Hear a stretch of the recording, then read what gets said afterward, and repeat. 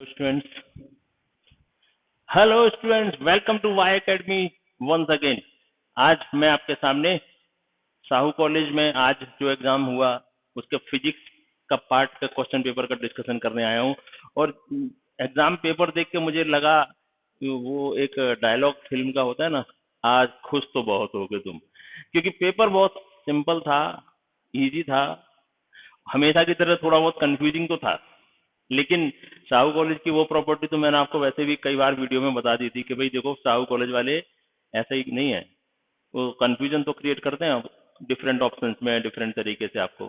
तो अगर आपने वो सब उनकी जो स्मार्टनेस थी जो पेपर में अगर ध्यान दिया हो तो फिर ये बहुत सिंपल था। इसके लिए वो डायलॉग याद आ रहा था, आज खुश तो बहुत हो गए तुम। तो चलिए हम शुरू करते हैं पेपर डिस्कशन, क्योंकि 25 क्वेश्चन एक ही घंटे में हमको शूट करना है, ऐसा मेरे को लगता है, बहुत लंबा नहीं होना चाहिए। तो जल्दी से करते हैं क्वेश्चन नंबर 1 की शुरुआत। देखिए,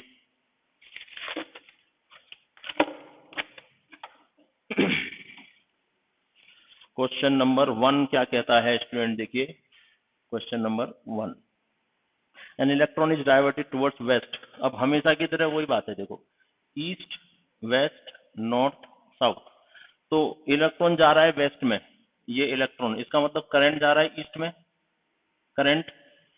और आपको पता ही है कि फ्लेमिंग साहब ने आपको लेफ्ट हैंड रूल में बताया था, करंट अगर पता हो, मैग्नेटिक फील्ड पता हो, तो फोर्स की डायरेक्शन निकाल सकते हो, या फिर इन तीनों में से कुछ एक निकालना हो निकाल सकते हो लेफ्ट हैंड रूल से। तो करंट जा रहा है इधर, तो ये मिडल फिंगर उधर कर देंगे, and it is deflected towards north.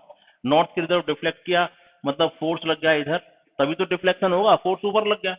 तो फोर्स के लिए आप जानते हो थंब है, और इसके लिए ये हो गया। तो अगर हम इसको हॉरिजॉन्टल प्लेन में कर लें, हॉरिजॉन्टल प्लेन में नॉर्थ अंदर की तरफ, करंट उधर, तो नीचे की तरफ आपको मेरी उंगली दिखाती होगी करंट इसकी मैग्नेटिक फील्ड की, तो मैग्नेटिक फील्ड इज डाउनवर्ड्स। तो क्वेश्चन नंबर 1 का ऑप्शन है सी। क्वेश्चन नंबर 2 का देखेंगे अब। ए soft iron bar is inserted, insert. Soft iron bar को इसके अंदर इंसर्ट किया, ये आयरन बार है, राइट।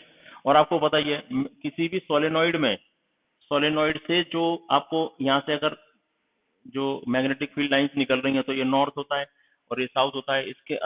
इसके अगर मैग्नेटिक फील्ड को बढ़ाना है, इंक्रीज करना है, मैग्नेटिक फील्ड को इंक्रीज करना है, increase to magnetic field B, magnetic field B को इंक्रीज करना है, तो हम सॉफ्ट आयरन बार एक कोर के रूप में इसके अंदर इंसर्ट कर देते हैं, तो इंक्रीज होगा। So option number 4 is the right answer.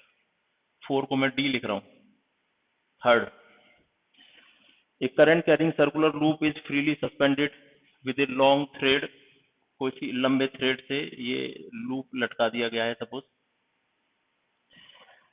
और इसमें करंट कैरिंग है ये, तो करंट सपोज करंट फ्लो हो रहा है, ऐसे करंट फ्लो हो रहा है इस तरीके से। तो इसका जो प्लेन है वो लूप का किस डायरेक्शन में ठहरेगा, तो आपको पता ही है कि अगर ये है और इसमें प्लेन अगर होता, जो करंट फ्लो होने की वजह से ये एक नॉर्थ साउथ की तरह काम करेगा, नॉर्थ साउथ की तरह। तो जब नॉर्थ साउथ की तरफ इसका डायरेक्शन हो जाएगा, तो उसका प्लेन अपने आप से ईस्ट वेस्ट में हो जाएगा, ये ईस्ट और ये वेस्ट, राइट। तो ईस्ट वेस्ट हो जाएगा, तो that is option number A, fourth.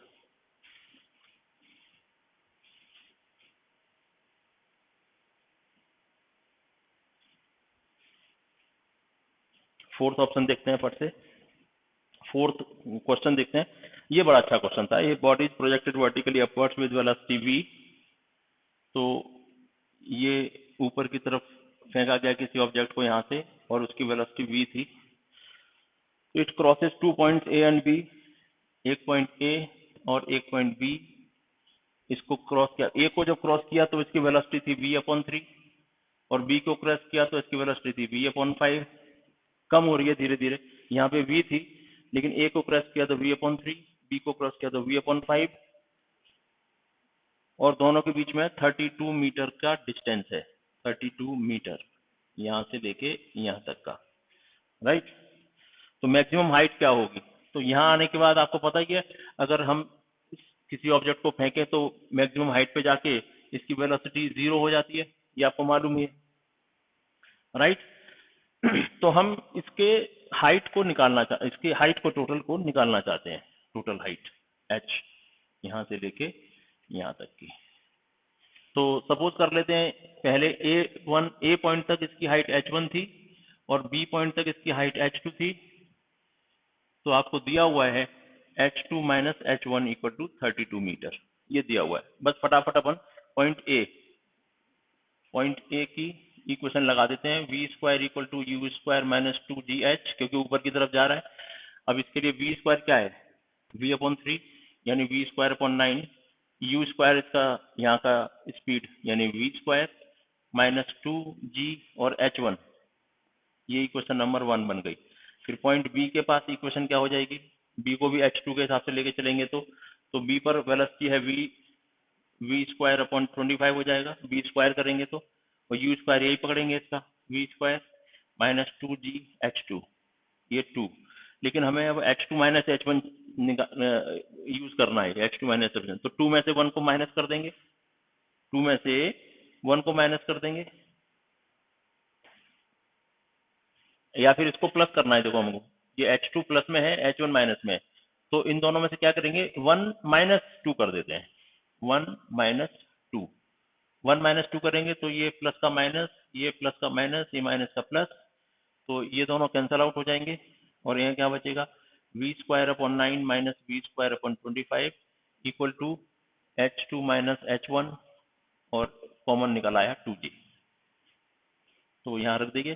तो 25 v square minus 9 v square upon 9 into 25 that is 32 into 2g, यहाँ पे 32 रख दिया, तो it becomes 16 v square upon 225 equal to 64g,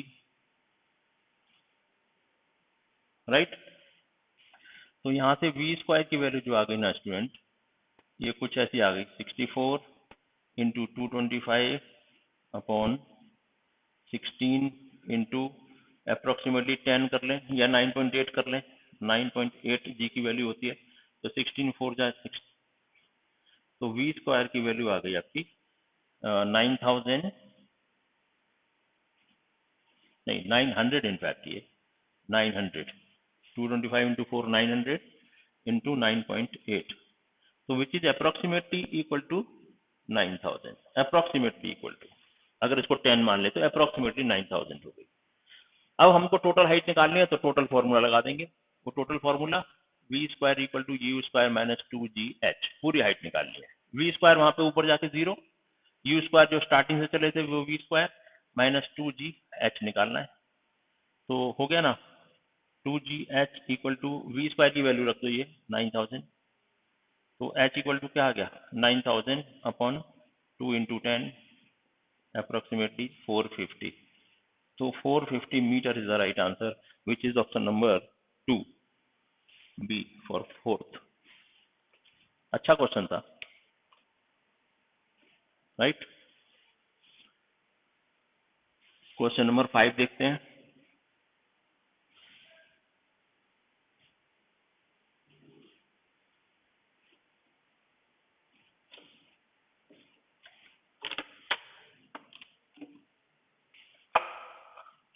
Question number 5. A car is traveling with a velocity of 30 meter per second along a straight line when engine is switched off. कोई object या car था, वो इधर move कर रहा है और velocity है 30 मीटर पर सेकंड और इसका इंजन ऑफ हो गया। अब यहाँ मूव कर रहा है, कहीं इंजन ऑफ हो जाए तो भी वो धीरे धीरे कम होते होते जाएगी ना स्पीड। तो 10 सेकंड के बाद क्या हुआ स्टूडेंट, यहाँ पे इसकी वेलोसिटी सपोज v हो गई, पहले 30 थी लेकिन 10 सेकंड के बाद v हो गई माइनस a एक्सेलरेशन दिया हुआ है, 10 सेकंड में एवरेज एक्सीलरेशन माइनस a1 दिया हुआ है। फिर नेक्स्ट 5 सेकंड में कार और स्लो हुई और अब यहाँ आ गई, माइनस a2 दिया हुआ है, 5 सेकंड लगे और यहाँ पे आके इसकी वेलोसिटी हो गई ना स्टूडेंट, वो हो गई slows further and its average acceleration minus a2, the velocity of the car at the end of 15 second, 10 और 5 15 सेकंड के बाद में 20 मीटर पर सेकंड यहाँ पे इसकी स्पीड हो गई। वेलोसिटी हो गई। The ratio of average acceleration a1/a2 दिया हुआ है यहाँ, a1/a2 इज 1.5 अगर दिया हुआ है, तो velocity of the car at the end of, यहाँ पे इसकी वेलोसिटी निकालिए 10 सेकंड में। तो हमें v निकालना है, सब मिला के इतना सब कुछ दिया हुआ है, a1 a2 का हमें रेशियो दिया हुआ है और हमें v निकालना है, राइट। तो सिंपल बात है, अपने पास इनिशियल वेलोसिटी है, फाइनल है, 10 सेकंड है, एक्सीलरेशन है, तो v equal to u plus at वाला फॉर्मूला लगा देंगे। तो v तो हमें पता ही नहीं है, u हमें पता है 30 और ये माइनस a1 हो जाएगा एक ही जगह पर इंटू 10, राइट। ये इक्वेशन ऐसे बन गई। दूसरी इक्वेशन यहाँ से बना लेते हैं, ये इनिशियल और ये फाइनल।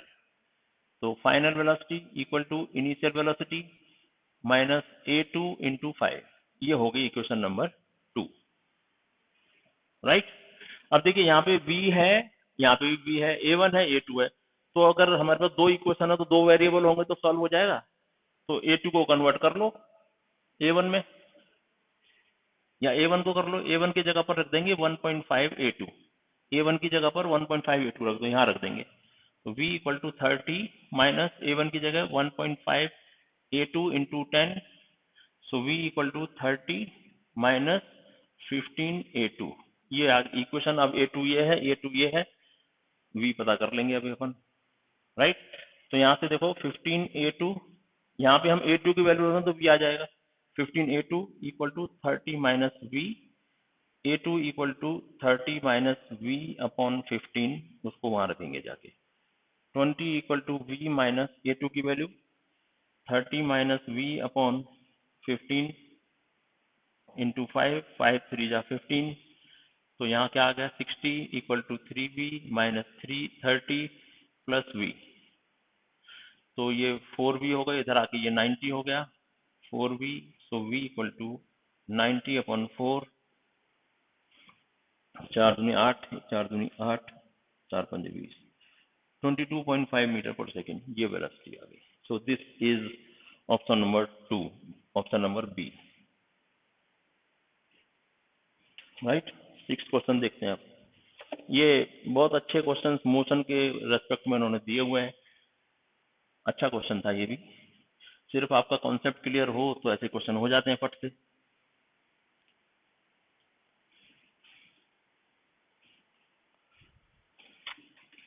क्वेश्चन नंबर 6 देखते हैं। A body of mass 5 kg is moving with a velocity 20 meter per second towards positive x-axis। 5 kg का है ये ऑब्जेक्ट 5 kg का है, इधर मूव कर रहा है 20 मीटर पर सेकेंड की स्पीड से। If a force of 100 Newton, अब इसके ऊपर एक फोर्स लगाया गया 100 न्यूटन का, in the direction of velocity for first 20 second, कितनी देर के लिए 20 सेकेंड के लिए फोर्स लगाया गया, चलेगा। उसके बाद क्या हुआ, मान लो ये चल के यहाँ आ गया, फोर्स लगाया गया ना, ये मूव करते करते यहाँ आ गया ये 5 kg का ऑब्जेक्ट, राइट। तो एक तो यहाँ कुछ तो भी वेलोसिटी होगी उसकी, 20 सेकंड के बाद निकाल सकते हैं आप वेलोसिटी क्या है। लेकिन अब क्या किया उन्होंने, 400 न्यूटन का force opposite direction of the motion, अब यहाँ पे इधर मूव करके 400 न्यूटन का फोर्स लगा दिया इन्होंने, और ये भी लगाया कितनी देर के लिए, 25 सेकंड के लिए, 25 सेकंड के लिए। तो बताइए इसकी वेलोसिटी क्या होगी 25 सेकंड के, the velocity of the body at 25 second. तो ये 400 न्यूटन का जो फोर्स लगाया वो नेक्स्ट 5 सेकंड के लिए लगाया, ये 5 सेकंड के लिए। तो टोटल देखो 20, यहाँ 20 सेकंड, यहाँ 25 सेकंड, तो वेलोसिटी आफ्टर 25 सेकंड क्या होगी ये निकालना है, ये निकाल के दिखाना है वेलोसिटी आफ्टर 25 सेकंड क्या होगी। तो चलो पहले यहाँ करते हैं। देखिए यहाँ पे हमें वेलोसिटी निकालनी है, टाइम है, इनिशियल वेलोसिटी दी हुई है, 20 सेकंड बाद वेलोसिटी निकालनी है, तो हमें चाहिए v equal to u plus a t की इक्वेशन, लेकिन ए पता नहीं है एक्सेलरेशन, लेकिन फोर्स है, मास है, तो acceleration is force upon mass, that is 100 upon 5, that is 20 metre पर सेकेंड स्क्वायर, रख दो यहाँ पे।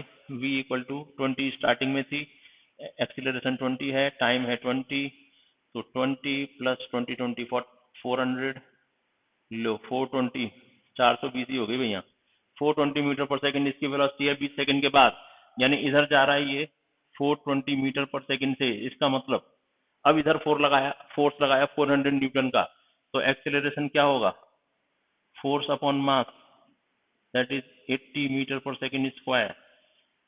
यस, 80 मीटर पर सेकेंड स्क्वायर. लेकिन ये इधर फोर्स लग रहा है, उल्टी डायरेक्शन में फोर्स लग रहा है, राइट. तो फिर हमें एक्सेलरेशन को भी माइनस में लेना चाहिए. So v equal to u plus a t, यही है ना इक्वेशन. हमें वेलोसिटी निकालनी है फाइनल. उधर जाती हुई वेलोसिटी कितनी 420, इधर आता हुआ एक्सेलरेशन -80, टाइम कितना 5. तो वेलोसिटी आ गई 420 minus 400, that is equal to 20 metre पर सेकेंड. अब प्लस क्या है, ये मतलब इसी डायरेक्शन में चलता हुआ रहेगा ऑब्जेक्ट. इधर फोर्स लगाया जरूर है लेकिन वो उधर ही चलता रहेगा. तो 20 मीटर पर second in x axis. 2 number is the right answer. Okay, थोड़ा फास्ट भागना पड़ेगा, टाइम इज रनिंग. क्वेश्चन हुए हैं सिर्फ 6. देखिए क्वेश्चन नंबर 7 क्या बोलते हैं. इसमें तो कुछ करना ही नहीं है. The quantity of motion of body is represented by, motion की quantity. Newton's laws of motion में आपने पढ़ा होगा. मोशन जब फर्स्ट जो अपना लॉ था उसमें, अब इसके बाद में लीनियर मोमेंटम पढ़ते हैं कि नहीं आप. तो मोमेंटम, जो लीनियर मोमेंटम होता है, मास इनटू वेलोसिटी, ये टोटल मोशन को डिसाइड करता है कि ऑब्जेक्ट के अंदर मोशन कितना है. तो linear momentum is the right answer number 4. ये सॉल्व करने की भी जरूरत नहीं है, ये डायरेक्ट क्वेश्चन कह सकते हैं इसको. नंबर 8 क्वेश्चन मुझे बहुत अच्छा लगा क्योंकि बिल्कुल साहू कॉलेज जैसा क्वेश्चन है जिसमें उन्होंने आपको कंफ्यूज करने की पूरी कोशिश की है. वर्कर पुशेस, एक वर्कर बना लेते हैं. ये पुश कर रहा है वर्कर किसी ऑब्जेक्ट को. पुशेस द व्हील बैरो, कोई तो भी, अब कुछ भी है, ऐसा कार्ट है कोई, व्हील बैरो सपोज करूं. हॉरिजॉन्टल फोर्स ऑफ 250, ये फोर्स लगा रहा है जो, वो इस डायरेक्शन में फोर्स लगा रहा है 250. अब अंदर नहीं लगा सकते हम, इसको बाहर से एक बोलते हैं. ये फोर्स लगा रहा है 250 न्यूटन का फोर्स लगा रहा है on the level ground over a distance of. और ये चलते चलते चलते चलते यहाँ तक आ गई गाड़ी. व्हील बैरो कितना 10 मीटर तक इसने फोर्स लगाया. Is the friction force 230 newton act on the wheelbarrow in a direction opposite that of the worker.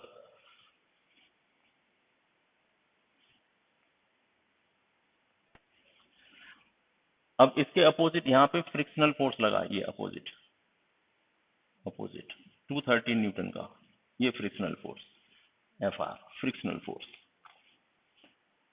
Then work done on the wheelbarrow by the worker.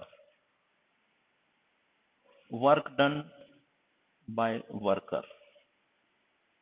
अब देखो यहाँ पे साफ साफ दिखा हुआ है work done by worker. Worker ने जो फोर्स लगाया उस फोर्स की वजह से वर्क डन चाहिए. सिर्फ फ्रिक्शन ने कितना किया उससे मतलब नहीं है, वर्कर ने कितना काम किया वो इंपॉर्टेंट है. तो वर्कर ने, अब इसको वर्क डन बाय वर्कर निकालना है तो force by worker multiplied by displacement, right. तो फोर्स बाय वर्कर कितना था 250 न्यूटन. डिस्टेंस कितना ट्रेवल, डिस्प्लेसमेंट इज 10 मीटर. तो 2500 जूल इतना आंसर आया बाय वर्कर.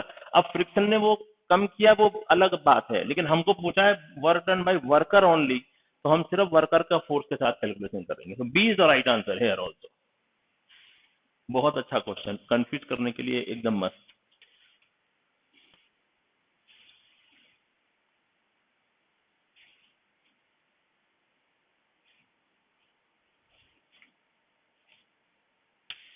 क्वेश्चन नंबर 9 देखते हैं. A body of mass 10 kg kept on a rough surface. एक रफ सरफेस ले लो, उस पे बॉडी को रख दो 10 kg की. The force of 50 newton act horizontally on the body to pull rightwards. इधर 50 न्यूटन का फोर्स लगाया. कोएफिशिएंट ऑफ स्टैटिक फ्रिक्शन, देखिए कोएफिशिएंट ऑफ स्टैटिक फ्रिक्शन होता है, इसमें दिया हुआ है वो 0.7. कोएफिशिएंट ऑफ काइनेटिक फ्रिक्शन दिया हुआ है 0.5. दो दिए हुए हैं. स्टैटिक फ्रिक्शन कब लगता है, जब बॉडी रेस्ट में हो. काइनेटिक फ्रिक्शन कब लगता है, जब बॉडी मोशन में हो. लेकिन अभी तो चूंकि बॉडी रेस्ट में है तो हम पहले इसके ऊपर कॉन्सेंट्रेट करेंगे, right. The work done by the force in 2 seconds. 2 second में वर्क डन कितना होगा ये निकालना है। तो वर्क डन क्या होता है, by the force, work done by the force मतलब फोर्स इनटू डिस्प्लेसमेंट। तो देखते हैं डिस्प्लेसमेंट कितना हुआ। तो पहली बात तो ये जो एफ है ना, that will be F net, net force. इस फोर्स, ये फोर्स जो कुछ करेगा उसकी वजह से मोशन आएगा कि नहीं, ये डिपेंड करता है इस फ्रिक्शनल फोर्स पर भी। इसके ऊपर एक फ्रिक्शनल फोर्स लगेगा, ये देखिए इसको रोक रहा है, ये फोर्स इसको खींच रहा है, लेकिन ये फ्रिक्शनल फोर्स इसे रोक रहा है। और ये फ्रिक्शनल फोर्स कितना होगा, देखिए फ्रिक्शनल फोर्स कितना होगा, that is mu N. N मतलब क्या, ये नीचे लग रहा है इसका एक फोर्स mg, इसका वेट, और जो सरफेस इसके ऊपर लगा रहा है एक normal reaction force mu N.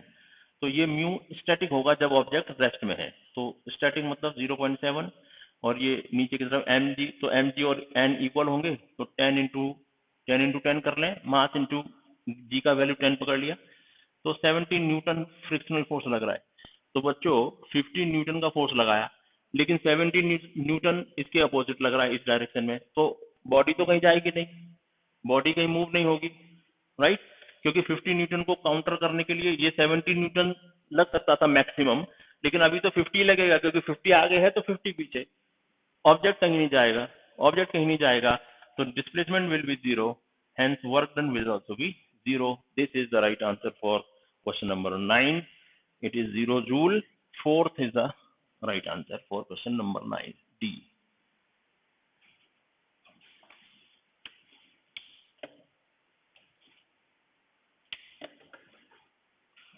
अच्छा क्वेश्चन था ये भी, अगर आपने फ्रिक्शन पढ़ा हो तो।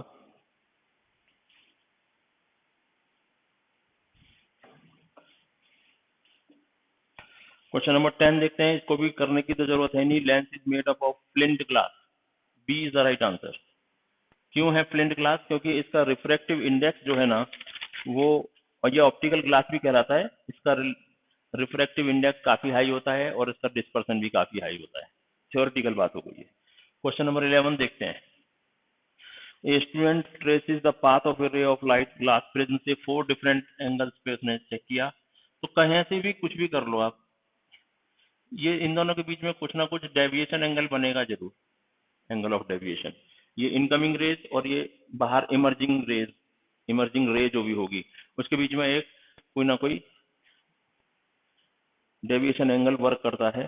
तो is always bend at an angle to the direction of the incident ray, incident ray से हमेशा एक एंगल बनाएगा, यही सही आंसर होगा। तो number 4 is the right answer for 11 number. देखिए इसमें अलग अलग और भी दिए हुए हैं, लेकिन मैं शॉर्ट में इसको खत्म करना चाहता हूँ, इसके लिए मैं आपको फास्ट ले रहा हूँ। क्वेश्चन नंबर 12 देखें तो, half of the aperture of converging lens, converging lens कौन सा होता है, कॉन्वेक्स लेंस। यही तो कन्वर्ज करता है, आने वाली लाइट रे को कन्वर्ज करता है, आने वाली लाइट रे को कन्वर्ज करता है, एक जगह पर मिला देता है।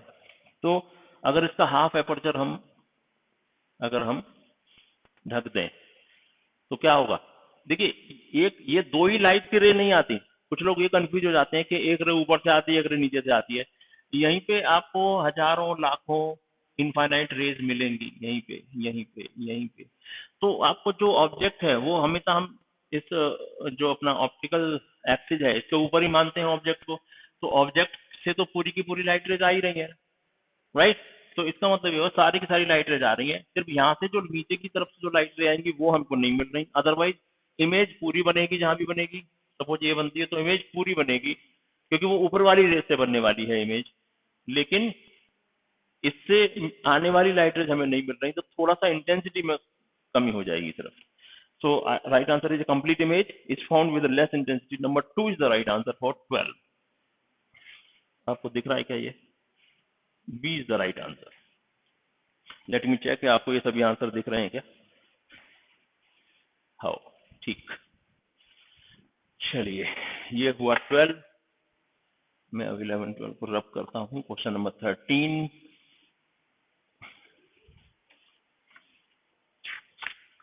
क्वेश्चन नंबर 13 क्या कहता है स्टूडेंट, देखो N object of 2 centimetre height is placed in front of converging mirror. अब ये कन्वर्जिंग, देखो ना साहू कॉलेज ने ये भी आपसे कमाल की बात की, कन्वर्जिंग लेंस दे दिया पहले, वो होता है कॉन्वेक्स लेंस। कन्वर्जिंग दिया ना तो वो होता है लेंस में कॉन्वेक्स, और कन्वर्जिंग अगर मिरर में देखें तो कॉनकेव। तो बच्चा आइदर वे कुछ ना कुछ तो कंफ्यूज करेगा, ये सोच के एक के बाद एक क्वेश्चन दिया, इस बार दिया concave mirror, converging mirror placed in front of a converging mirror, 2 centimetre height का कोई ऑब्जेक्ट है।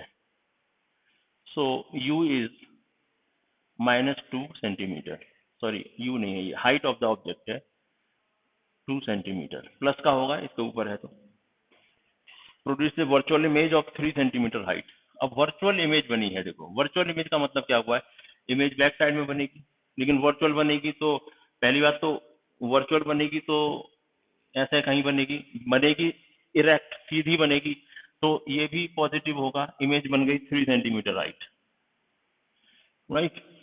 If the object is placed at distance of 8 centimetre, object को रखा है 8 सेंटीमीटर में, अब भी माइनस में लेंगे क्योंकि इधर आने वाली सारी डिस्टेंस माइनस में, उधर जाने वाली सारी डिस्टेंस प्लस, इधर जाने वाली प्लस, इधर आने वाली माइनस। कैलकुलेट फोकल लेंथ, इसकी फोकल लेंथ निकालो। तो पहले तो ये जो डेटा दिया है इससे हम ऐसा कह सकते हैं h i upon h o equal to minus v upon u, h i 3 h o 2 minus v पता नहीं है हमको, और -8, तो माइनस माइनस प्लस हो गया, सो वी इक्वल टू 2 4 जा 8 12 सेंटीमीटर।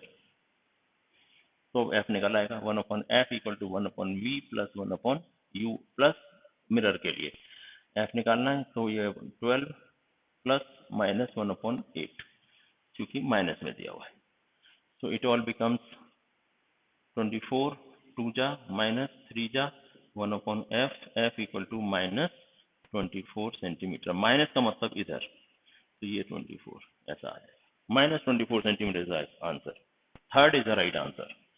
क्वेश्चन नंबर 13 का C is the right answer. 14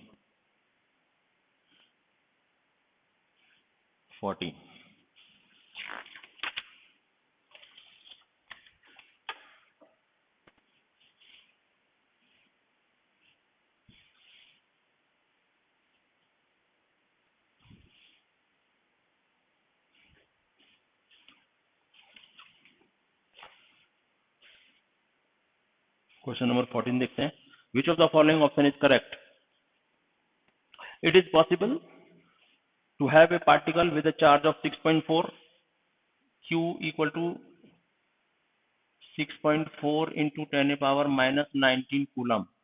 क्या इतना चार्ज रखा जा सकता है, किसी पार्टिकल पे इतना चार्ज होगा क्या, तो चेक कर लेते हैं। q equal to n, q है 6.4 into 10 power -19, n number of electrons, और एक इलेक्ट्रॉन पे चार्ज है 1.6 इंटू 10 पावर -19, 10 पावर -19 से 1.6 से 1.64, so n equal to 4, 4 electron possible है, इंटीजर है। Yes, A is the right answer. N electron released from rest at a point A, ये देखो ए से चलना शुरू किया किसी इलेक्ट्रॉन ने और to the nearby point आगे गया बी तक, the potential at A is higher, A पर हायर नहीं नहीं नहीं, यहाँ पे अगर हायर होता तो इलेक्ट्रॉन यहाँ से चलना चाहिए था। इलेक्ट्रॉन कहाँ से चलता है, हमेशा लोअर पोटेंशियल से, लोअर लोअर टू हायर चलता है इलेक्ट्रॉन, और करंट चलता है higher to lower, higher to lower current चलता है आई, करंट आई, तो फिर ये तो रॉन्ग हो गया। A thick wire has large resistance, resistance is inversely proportional to area, तो थिक का एरिया ज्यादा होगा तो फिर रेसिस्टेंस कम होगा, तो a thick wire has large resistance, ये बात गलत हो गई। थिक वायर, वायर अगर थिक वायर है तो एरिया ज्यादा तो रेसिस्टेंस कम होगा, ये भी गलत हो गया। D, if two equal resistances are connected in parallel the equivalent resistance is half, एकदम राइट बात। आर अपॉन एन, मैंने बताया था पैरेलल में जोड़े तो रेजिस्टेंस होता है R upon n, resistance R है और दो हैं तो आर बाई टू हो गया कि नहीं, डी इज राइट, तो ए और डी दो करेक्ट है, तो 14 में ए और डी करेक्ट का मतलब 1 number option is all right. 15, power dissipated in resistance 2 ohm and 6 ohm respectively,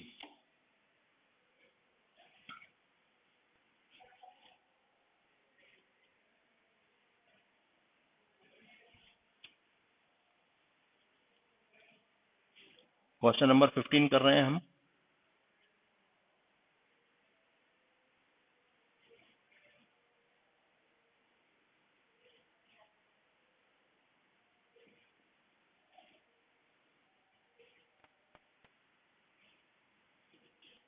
तो 2 ohm 4 ओम, 6 ओम और 8 ओम, और यहाँ पे करंट है 12 एम्पियर।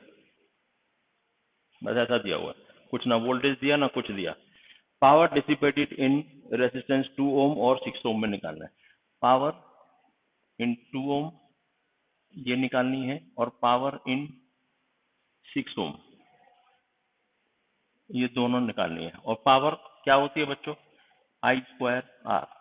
पावर होती है आई स्क्वायर आर। करंट दिया हुआ है ना इसके लिए, तो 2 में तो निकल आएगी आई स्क्वायर आर। देखो ना, P इंटू इज क्या आ गया, 12 का स्क्वायर इंटू रेजिस्टेंस 2, यानी 144 इंटू 2 दैट इज 288 वैट।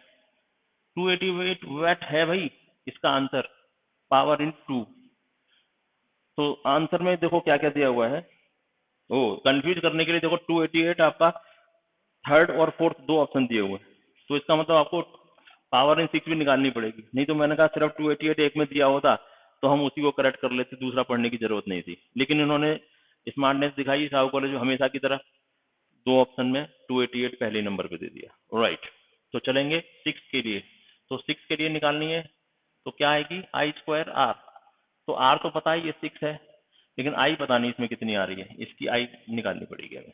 तो इसके लिए हमें क्या चाहिए, अगर देखो आई निकालना है 6, तो वोल्टेज पता होना चाहिए। तो वोल्टेज पता होने के लिए हमें रेजिस्टेंस पता होना चाहिए। राइट, तो कैसे करें, हम पहले इक्विवेलेंट रेजिस्टेंस निकालें फिर वोल्टेज, या फिर एक काम करते हैं, ये देखो ना V equal to I R यहीं लगा देते हैं। तो V कितना है निकल आएगा, I कितना है 12, R कितना है 2, तो 24 वोल्ट है भाई।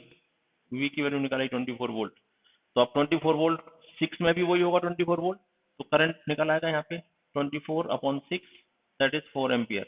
यहाँ रख देंगे 4 का स्क्वायर, 4 4 चौक 16 into 6 that is 96 watt is in C in 6 ohm. 96 watt power dissipated. तो 288 और 96 का कॉम्बिनेशन है नंबर 4, ऑप्शन नंबर 4 यानी D is the right answer. 16 देखते हैं। हमने इलेक्ट्रिसिटी पर काफी वीडियो पोस्ट किए थे, इसका कुछ ना कुछ फायदा आपको मिला होगा। हम इतने शॉर्ट टाइम में बहुत कुछ तो नहीं कर पाए, लेकिन जो भी है उसका मुझे लगता है अच्छा रिजल्ट तो निकलेगा। क्वेश्चन नंबर 16 देखते हैं। How many bulb each of, आप जब तक देखो पढ़ो 16 नंबर को, मैं यहाँ पे चालू रखता हूँ। How many bulb each of resistance 32 ohm. Bulb दिए हैं बहुत सारे और एक का है 32 ओम रेजिस्टेंस। तो कितने बल्ब हम पैरेलल में कनेक्ट करें, ज्वाइन इन पैरेलल। तो जैसे एक ये बल्ब हो गया, ऐसे एक और ये बल्ब हो गया, ऐसे ही एक और ये बल्ब हो गया, ऐसे ही एक और ये बल्ब हो गया। तो कितने, ये सब 32 ओम के हैं। 32 हम कितने कनेक्ट कर सकते हैं, एन नंबर कनेक्ट कर सकते हैं। तो एन की वैल्यू बताओ, ये कितने ड्रॉ करें कि 6 वोल्ट की बैटरी से जब हम इसको कनेक्ट करें, 6 वोल्ट की बैटरी से जब हम इस कॉम्बिनेशन को कनेक्ट करें तो करंट फ्लो होना चाहिए 3 एम्पियर। 3 एम्पियर करंट फ्लो हो तो फिर रेजिस्टेंस सबका निकल के आ गया हमारे पास, क्या, V upon R, V upon I. V कितना है 6 वोल्ट, I कितना है 3 दैट इज 2 ओम। तो सबका मिलके 2 ओम होना चाहिए। और आपको पता है रेजिस्टेंस इन पैरेलल क्या होता है, रेजिस्टेंस की वैल्यू डिवाइडेड बाई एन। अब सबका पैरेलल का इन्होंने निकाल दिया है, पैरेलल कॉम्बिनेशन का आर इक्विवेलेंट 2 ओम है, यही कहा है ना 2 ओम, और एक का है 32, तो एन कितना हो गया 32/2 that is 16 bulb. 16 bulb connect करो काम हो जाएगा। 16 नंबर का आंसर नंबर ए 16।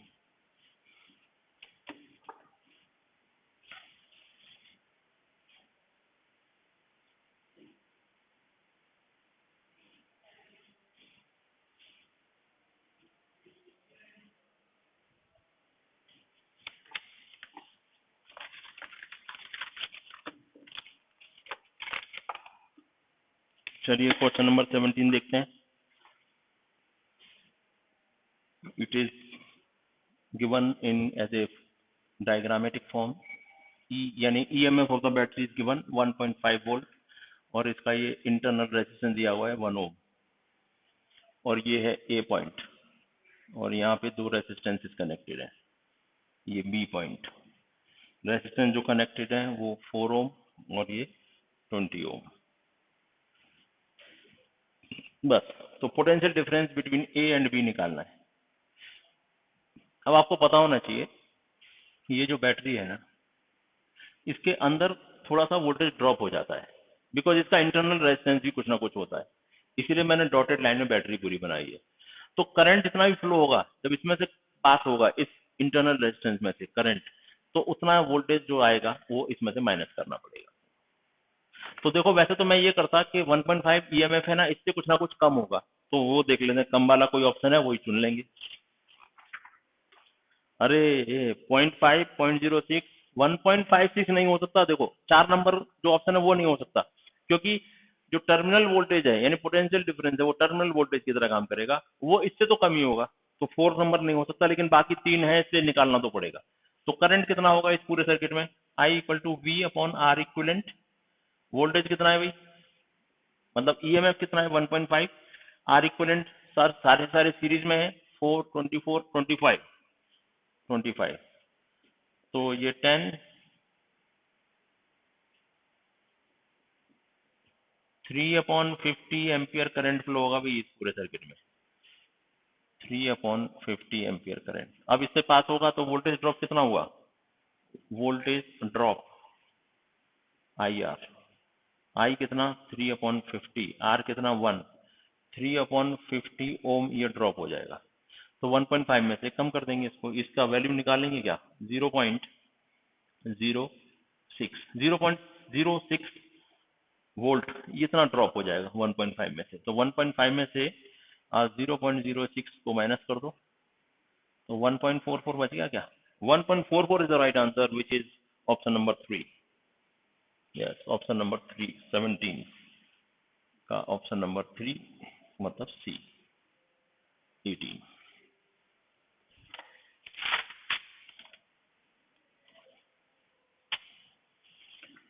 और ये ऐसा क्वेश्चन है जिसको मैंने आपको अपनी वीडियो क्लास में बताया था, 18th नंबर जो आने वाला है वो, मतलब तो बिल्कुल इस तरीके का ना हो तो भी इसी टाइप का कुछ कुछ है, और उसको उसी टाइप से आपको निकालना भी है। देखिए 18th हमें निकालना है इक्विवेलेंट रेजिस्टेंस, ये पॉइंट बी है, ये पॉइंट ए है, ये 3 ओम, ये 3 ओम, फिर ये भी 3 ओम, ये 6 ओम, और फिर ये भी 6 ओम। अब कनेक्शन कैसे कर दिए, देखो यहां से कनेक्ट किया, यहाँ आए, यहाँ से कनेक्ट किया, यहाँ आए, और यहाँ से वापस से कनेक्ट किया, यहाँ आए। ये हमें सर्किट को सिंप्लीफाई करके फिर काम करना है, और मैंने आपको सिंप्लीफाई करने का तरीका बताया था, जिन्होंने अडॉप्ट किया उन्होंने कर लिया होगा। इसके हम ए बी सी डी इसके पॉइंट गिन लेते हैं, ये ए, ये बी, इसका देखो सी, इधर डी, इधर ई, इधर एफ। अच्छा, इन दोनों में देखो ये दोनों तो सीरीज में ही है पहले से ही, तो इसकी जगह हम 12 वोल्ट लिख सकते हैं, और जी और एच लिख देंगे इसकी दोनों टर्मिनल की।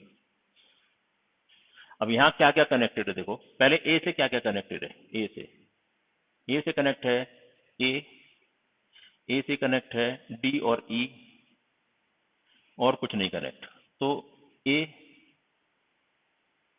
इधर इसका ए आ गया, फिर दूसरे नंबर का डी आ गया, तो वो भी तो 3 ओम का ही है, ये डी वाला आ गया, फिर ई वाला भी 3 ओम का ही है, ई वाला भी 3 ओम का ही है, तो ए डी ई तीनों का 3 ओम रेजिस्टेंस हमने काउंट कर लिया। अब यहाँ पे क्या कनेक्टेड है, देखो यहाँ पे, यानी बी साइड में, ए के बाद बी साइड में यहाँ क्या क्या कनेक्टेड है, देखो बी, सी, एफ, जी, एफ और जी, तो इन सबको एक ही जगह जोड़ दो। तो देखो बी क्या है, थर्ड, ये वाले का दूसरा हिस्सा, ये दूसरे वाले का डी जिधर था उसका दूसरा हिस्सा सी आ गया, और जिधर ई था उसका दूसरा हिस्सा एफ आ गया। तो सब आ गए। अब जी इसका एक नया हिस्सा आया है जिसकी वैल्यू इधर से अब कनेक्टेड नहीं है, उधर ही कनेक्टेड है, तो इसको आगे भगा दो। और ये दोनों का कितना है 12 ओम, ये 12 ओम। अब ये कनेक्टेड है बी से, लेकिन यहां से देखो ये एच तो उधर है बी के पास, लेकिन एक ऐसे वायर भी तो जुड़ा हुआ है, हम ऐसा वायर भी तो जोड़ेंगे, तो ये तो सीधा वायर है। तो इसका मतलब क्या हुआ बच्चों कि ये जो करंट अगर इधर से आया भी तो इसमें नहीं जाएगा, वो तो करंट इधर से पास होकर बी में पहुंच जाएगा। मैंने बताया था करंट हमेशा इजी रास्ता पिक करता है, तो वो जब इधर तक पहुंचेगा तो उधर नहीं जाएगा, फिर इधर ही चला जाएगा इजी रास्ते की तरफ। तो इसका मतलब ये हमारे काम आने वाला नहीं है। बस ये हो गए 333 के 3 रेजिस्टेंस पैरेलल में जुड़े हुए हैं, तो आर ए बी जो हो गया दोनों के बीच में आर अपॉन एन, रेजिस्टेंस कितना 3 और नंबर ऑफ रेजिस्टेंस भी 3, so it is 1 ohm. This is the right answer for this question. That is option number 1 in A. 18th का A, 19th। अच्छा ट्रिकी लगाया क्वेश्चन वही था, लेकिन थोड़ा उसको आगे एक्सटेंड कर दिया और वो ऐसा कुछ लगा दिया जिसकी कोई मतलब ही नहीं था, इसके लिए आंसर वही रहा जो था। 19th को भी मैंने अभी कुछ दिन पहले करंट और वोल्टेज की कैलकुलेशन के समय जो बताया था वही आया है 19 नंबर में। क्या पूछा गया है, एक रेजिस्टर 10 ओम का यहाँ से करंट जा रहा है, फिर एक यहाँ पे ये है 40 ओम का, और यहाँ पे जो है वो है 20 ओम का, और इधर एक लगा हुआ है एमीटर प्लस माइनस ये ऐसा। तो इसमें क्या दिया है कि एमीटर की वैल्यू है 6 एम्पियर, यहाँ पे 6 एम्पियर करंट आ रहा है, तो इसका मतलब 6 एम्पियर करंट ही यहाँ से चला होगा, इधर थोड़ा गया इधर थोड़ा गया और वापस आके 6 एम्पियर बन गया।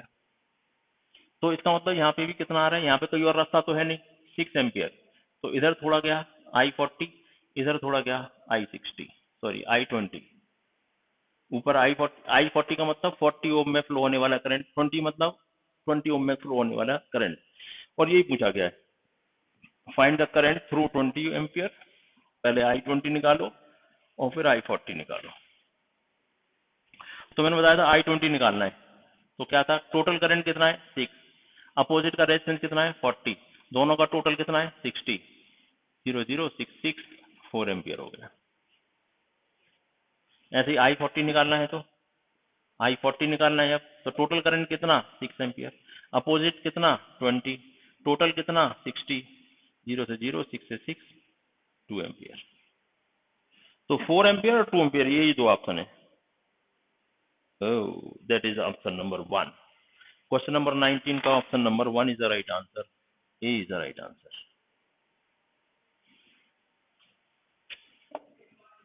फॉर्मूला या डायरेक्ट और कुछ नहीं।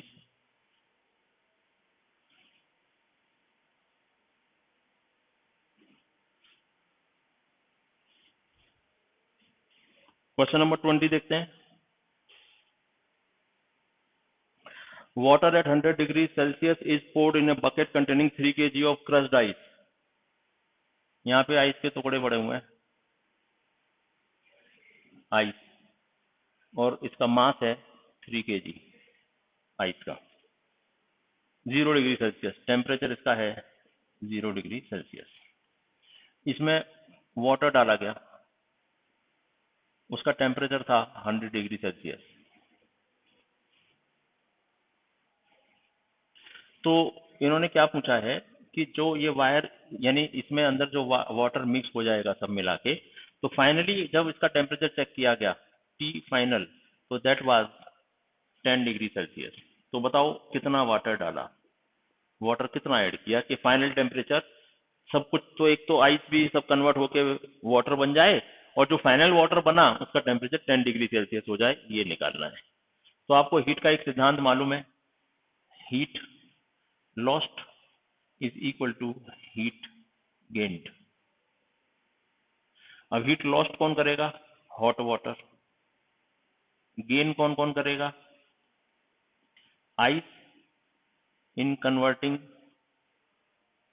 इनटू वाटर, और जो भी वाटर बना plus water in reaching to 0 degree Celsius to 10 degree Celsius. 10 degree का यहाँ पे तो आइस का आइस रहा तो 0 डिग्री सेल्सियस ही रहा दोनों भी, लेकिन अब 0 से बढ़ के 10 डिग्री भी तो होना है, तो वो तो ये बस दोनों तरफ से इक्वल कर दीजिए, आंसर आ जाएगा। तो देखो जब हॉट वाटर है तो पहले हॉट वाटर क्या होगा, 100 डिग्री सेल्सियस से 0 डिग्री सेल्सियस का बनेगा कि नहीं, वो पहले 0 भी क्यों बनेगा, फाइनल टेम्परेचर 10 आ रहा है तो 10 बनेगा, 10 डिग्री सेल्सियस मतलब टेम्परेचर चेंज हो रहा है, टेम्परेचर चेंज हो रहा है तो इधर फॉर्मूला लगेगा mass of water into specific heat into delta t equal to, यहाँ पे क्या हो रहा है, जितना भी आइस था वो 0 डिग्री सेल्सियस ये फिक्स है, तो इसका मतलब अब टेम्परेचर नहीं चेंज हो रहा, टेम्परेचर चेंज नहीं हो रहा तो लेटेंट हीट लगेगी, तो that is mass of the ice multiplied by L plus all L of what ice. Okay, फिर यहाँ पे वाटर जो बन गया 0 डिग्री का, यहाँ 0 डिग्री का वाटर तैयार हो गया, तो उस वाटर को 10 डिग्री तक पहुंचाने के लिए अब फॉर्मूला लगेगा, तो मास ऑफ द आइस मतलब वही आइस जो कन्वर्ट हो गई वाटर में, specific heat of water into delta T. अब यहां देखिए मास ऑफ द वाटर हमें निकालना है, स्पेसिफिक हीट ऑफ वाटर दी हुई है बच्चों यहाँ पे 4.2 जूल पर केजी,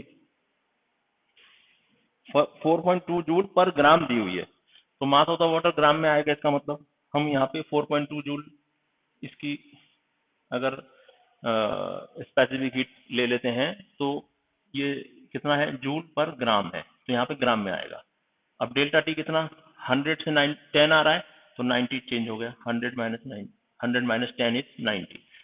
अब ये आइस का मास कितना दिया हुआ है हमें 3 kg, लेकिन हम चूंकि ग्राम में निकालना शुरू कर चुके हैं तो 3000 kg लिखेंगे, इसको 3000 ग्राम लिखेंगे, और लेटेंट हीट ऑफ आइस दी हुई है उन्होंने 336 जूल पर ग्राम, तो ये ठीक है 336 जूल पर ग्राम प्लस इधर mass of the ice again 300 ग्राम ही लेंगे कैपेस, और स्पेसिफिक हीट ऑफ अब वाटर की लगेगी क्योंकि आइस कन्वर्ट हो चुका है वाटर में, तो वही 4.2 जूल लगेगी यहाँ पे फिर से पर ग्राम इंटू डेल्टा टी कितना होगा 0 से 10 मतलब 10, बस इसको सबको कैलकुलेट कर लीजिए, आपका आंसर आ जाएगा, मास ऑफ द वाटर आ जाएगा। तो कैलकुलेट करना भी है तो कर सकते हैं यहाँ पे, तो mass of the water multiplied by 42 into 9, 9 दूनी 18, 9 चौक 36, 9 दूनी 18, 1 9 चौक 36 और 1 37, 378 इक्वल टू, यहाँ देखो 3000 को तो अपन कॉमन ले लेंगे, यहाँ बचेगा क्या 336 प्लस 42, इधर दोनों का मल्टीप्लीकेशन, तो कितना आया 3000 मल्टीप्लाइड बाई, हाँ 378 ही आ गया, तो यहाँ से यहाँ कैंसिल हो गया, तो mass of the water is 3000 ग्राम, और आंसर में किलोग्राम में है तो 3 kg लिख सकते हैं इसको। Option number 1 is the right answer for question number 20A। 21 देखते हैं, अच्छा क्वेश्चन था ये भी, लेकिन ये क्वेश्चन अच्छा कह नहीं सकते क्योंकि ऐसे ही क्वेश्चन हमने बहुत सारे किए होंगे हीट में। ओके, इसमें कोई ट्विस्ट नहीं था।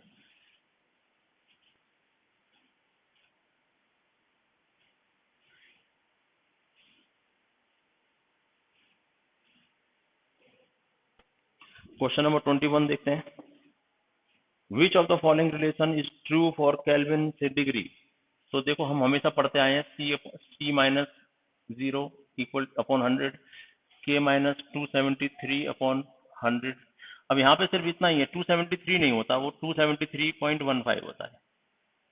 अब 100 भी कैसे आया, 100 माइनस 0 आया, और यहाँ भी 100 कैसे आया, 373.15 माइनस 273.15, ये निकालना पड़ता। तो ये 100 आएगा, ये भी 100 आएगा, दोनों कैंसिल कर दो, तो C इक्वल टू के माइनस 273.15, ऐसा कोई ऑप्शन है, K इक्वल टू 273 वाला दिया है तो वो नहीं लेंगे, 273.15 वाला ही लेंगे। 2 is the right answer for this, 2 B is the right answer. 22 देखते हैं, if the escape velocity of earth is, escape velocity दी हुई है VE इज 11.2 किलोमीटर पर सेकेंड, और एस्केप वेलोसिटी का फॉर्मूला क्या होता है, under root of G into R, है ना। अगर कोई दूसरा प्लेनेट है जिसकी रेडियस जो दी हुई है वो है 2r के बराबर, और मास डैश भी दिया हुआ है 2 मास के बराबर, ये अर्थ के हैं, सब कुछ अर्थ के हैं, ये अर्थ की दी हुई है। तो ऐसा प्लेनेट जिसका रेडियस भी डबल है और मास भी डबल है अर्थ के कंपैरिजन में, तो उसकी एस्केप वेलोसिटी क्या होगी। तो यहाँ पे अगर अपन फॉर्मूला देखें तो g की वैल्यू आपको पता है स्टूडेंट क्या होती है, g की वैल्यू Gm/r², राइट, यही होती है ना। तो यहाँ पे रख देंगे वही वैल्यू Gm/re²/re, तो re से re कैंसिल कर दो, राइट। तो आ गया Gme/re अंडर रूट में। अब यहाँ देखो ये डबल डबल रख दोगे तो G 2me/2re, क्योंकि डबल डबल है तो 2 से 2 कैंसिल, तो बच गया वही। इसका मतलब कोई फर्क नहीं पड़ा, जैसा था डबल मास हुआ डबल रेडियस हुआ, दोनों कैंसिल हो गए एक दूसरे से, वही बच गया, तो सेम ही वेलोसिटी रह जाएगी।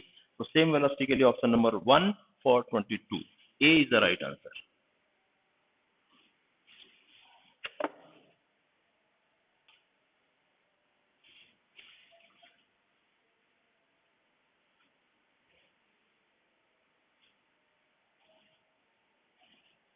क्वेश्चन नंबर 23 करते हैं।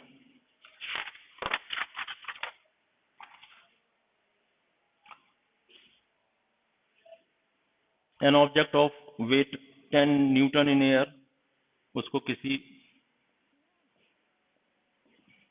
इमर्जन फुल्ली इन वाटर, तो उस वो ऑब्जेक्ट है, देखो ये यहाँ पे 10 न्यूटन का फोर्स लग रहा है इसके ऊपर, mg इज 10 न्यूटन, और जब यहाँ अंदर फुल्ली इमर्स किया तो इसका वेट जो है ना वो 8 न्यूटन हो गया अंदर। तो weight of the liquid displace, सीधा सीधा आर्किमिडीज प्रिंसिपल है, जितना कम हुआ उतना वाटर उतने वेट के बराबर वाटर उसे डिस्प्लेस करेगा। तो 2 newton is the right answer, इसमें कुछ करने की जरूरत नहीं, A is the right answer, A is option for 23, 24, 25 दो बच गए।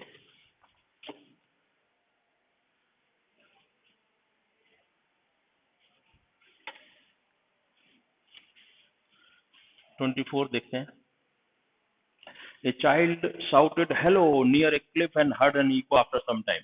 कोई बच्चा है और यहाँ पे कोई पहाड़ी है, क्लिफ है, तो ये इसकी इको ऐसे सुनाई पड़ती है, गया एक्स आया एक्स और फिर इसको सुनाई पड़ेगी। तो velocity of sound in air is 332 metre पर second, given temperature. The distance from the cliff is 664 metre, इसका डिस्टेंस दिया हुआ है दोनों के बीच में 664 मीटर। कैलकुलेट टाइम, तो देखो क्या होगा, वेलोसिटी या speed equal to 2x upon time होता है। तो वेलोसिटी 332 दी हुई है, 2 इंटू डिस्टेंस दिया हुआ है 664, सिर्फ हमें डबल करना है, यही तो बात है, जाएगी साउंड और आएगी, और टाइम पता करना है। तो time equal to 2 into 664 upon 332, 332 2 times, so time is 4 seconds is the right answer. So 4 second, number 2 is the right answer for 24 and 25. Speed of sound in vacuum, अरे भाई वैक्यूम के अंदर तो आपको जब जीवन भर यही पढ़ाया गया साउंड में कि sound needs a medium for travelling, sound को मीडियम चाहिए। अब वैक्यूम में मीडियम मीडियम तो कुछ है ही नहीं, तो वेलोसिटी होगी नहीं, जीरो होगी। Fourth is the right answer, बगैर करे हुए ही इसका आंसर हमें निकाल के मिलेगा फोर्थ। तो देखा स्टूडेंट, आपने कितना आसान पेपर था फिजिक्स का, मैं बता नहीं सकता। इससे ज्यादा हार्ड तो शायद प्रीलिम का था, और इससे ज्यादा हार्ड हम नॉर्मल अपनी लाइफ में क्वेश्चन करते ही रहते हैं। तो है कुछ नहीं, आप अगर अपने छोटे भाई बहनों को ये बताएंगे कि अगर फाउंडेशन के टाइप के क्वेश्चन जीवन में करते रहेंगे 8th में 9th में 10th में, तो साहू कॉलेज जैसे कंपटीशन उनके लिए कुछ भी नहीं है, बहुत छोटे बच्चे साबित होंगे ऐसे कंपटीशन। तो वाई एकेडमी इसी काम को करता रहेगा। आगे आने वाले टाइम में आपको इस वाई एकेडमी चैनल पे और नए नए वीडियो मिलते रहेंगे। अब आप जरूर 10th को छोड़ के 11th में जाओगे, लेकिन 11th से संबंधित सामग्री भी हमारे चैनल पर हमेशा अवेलेबल रहेगी। छोटे बच्चों के लिए भी हम दूसरे लेक्चर्स, वीडियो लेक्चर फिजिक्स के, केमिस्ट्री के, बायो के, मैथ्स के सब डालते रहेंगे। मेंटल एबिलिटी की भी बातें करेंगे, इंग्लिश के भी कुछ ना कुछ क्वेश्चंस या लेक्चर्स डालेंगे। तो आप इस हमारे वाई एकेडमी चैनल से हमेशा जुड़े रहिए, वाई एकेडमी लाइव से। अपने दोस्तों को भी प्रेरित कीजिए कि वाई एकेडमी और आने वाले जो कंपटीशन होंगे उसके लिए भी हम हमेशा काम करने वाले हैं। कोई ओलंपियाड के क्वेश्चंस हो, होमी भाभा के हों, एनटीएससी के हों, या फिर बीच में आने वाले कोई और एग्जाम हो ओलंपियाड के छोड़ के, दूसरे भी कई एग्जाम्स होते हैं, मैथ्स ओलंपियाड, साइंस ओलंपियाड, उसके भी क्वेश्चंस और उससे भी रिलेटेड मटेरियल वीडियो के माध्यम से आप तक पहुंचता रहेगा, कुछ असाइनमेंट भी पहुंचते रहेंगे। तो मैं एक बार फिर योगेश अग्रवाल इस वाई एकेडमी लाइव चैनल की तरफ से आप सभी लोगों का अभिनंदन करता हूं। उम्मीद करता हूं ज्यादा से ज्यादा आप लोग सेलेक्ट हों साहू कॉलेज के इस एग्जाम में, और सेलेक्ट होकर यहाँ ही लातूर में पढ़ने की अपनी क्रम को चालू रखें और हमसे हमेशा जुड़े रहें। Thank you very much. अगर आपको वाई एकेडमी लाइव की ये सब प्रेजेंटेशन पसंद आए हों तो अपने दोस्तों को जरूर सब्सक्राइब करें, शेयर करें और इस चैनल को बढ़ाने में मदद करें। Thank you very much. Good luck.